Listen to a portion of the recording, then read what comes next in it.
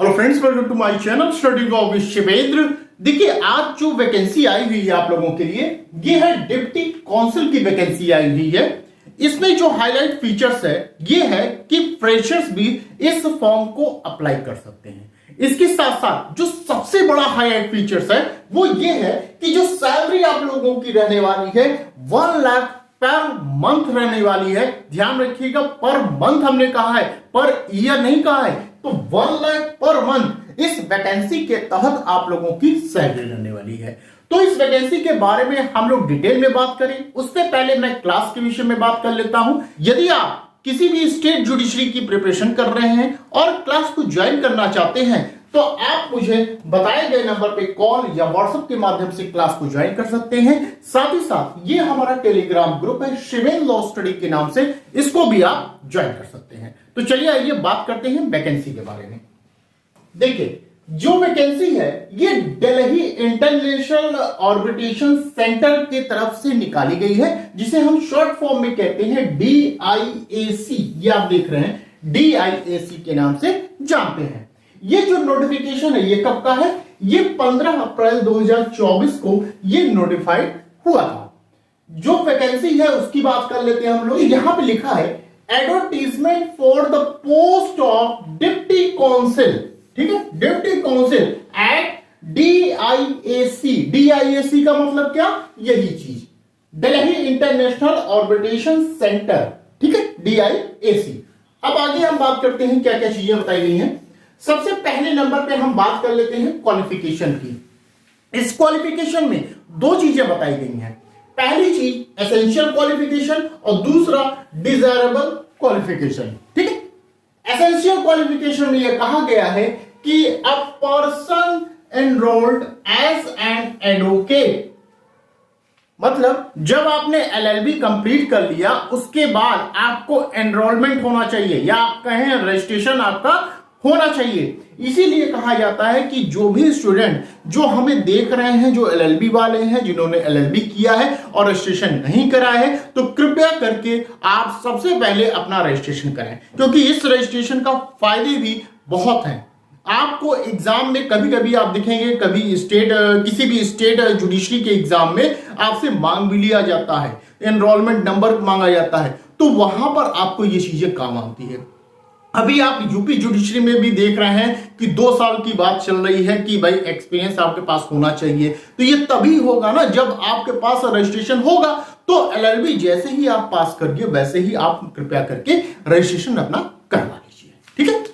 इसके साथ साथ यह कहा गया है कि 3 years post qualification experience as on 1 April 2024। यहां पे यह कहा गया है 3 साल का एक्सपीरियंस आपके पास होना चाहिए। मतलब जैसे ही आपने रजिस्ट्रेशन कराया और आपका टाइम बीत रहा है तो वो 3 साल का समय जो है वो काउंट कर लिया जाएगा, ठीक है। यही सब फायदे होते हैं। आपने रजिस्ट्रेशन करा लिया है तो वहां से आपका एक्सपीरियंस जो है वो काउंट होना शुरू हो जाता है, ये ध्यान रखिएगा, ठीक है। तो ये क्या है? ये एसेंशियल क्वालिफिकेशन के अंतर्गत मांगा गया है। अब यहीं पर डिजायरेबल आपका क्वालिफिकेशन क्या मांगा गया है उसको देख लेते हैं हम लोग। डिजायरेबल क्वालिफिकेशन में यह कहा गया है आपके पास डिप्लोमा और पोस्ट ग्रेजुएशन, इसमें LLM इन ऑर्बिटेशन लॉ या कॉमर्शियल लॉ या अल्टरनेटिव डिस्प्यूट रिजोल्यूशन के अंतर्गत आपके पास होना चाहिए। ये पहली चीज हो गई। दूसरी चीज में कहा गया 5 years of experience at the bar and 5 साल का आपका एक्सपीरियंस होना चाहिए, किसमें? बार में होना चाहिए। और क्या कहा गया? 3rd नंबर पे कहा गया research and analytical skills, writing ability and good knowledge of computer including retrieval of desired information from various legal resources such as Manupatra, SSC Online, Westlaw etc. ये सब क्या है? ये आपका डिजायरेबल के अंतर्गत ये माना जा रहा है। इसमें यह कहा गया कि भाई कंप्यूटर की भी आपके पास डिग्री है तो भी आप क्या होंगे? डिजायरेबल कैंडिडेट होंगे। डिजायरेबल कैंडिडेट का मतलब ये होता है कि मान लीजिए आपके पास एसेंशियल क्वालिफिकेशन तो है ही है, लेकिन उसके साथ साथ अतिरिक्त आपके पास कोई डिग्री है या जो इन्होंने इसमें से मांगा गया है वो है आपके पास, तो आप क्या है? आपको प्रेफरेंस दिया जाएगा। इनकी अपेक्षा इनको क्या दिया जाएगा? प्रेफरेंस दिया जाएगा, वरीयता दी जाएगी। क्लियर? तो यही बात है यहां पे डिजायरेबल की।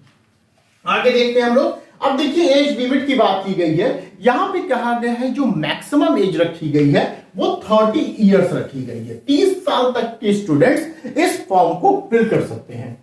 साथ ही साथ जो आपकी सैलरी रहने वाली है ये आपकी 1 लाख पर मंथ आपकी सैलरी रहने वाली है। देखिए लिखा गया है ₹1 लाख ओनली पर मंथ लिखा गया है और यहां पर आप ये देख रहे हैं तो 1 लाख पर मंथ आपकी यहां पर सैलरी रहने वाली है।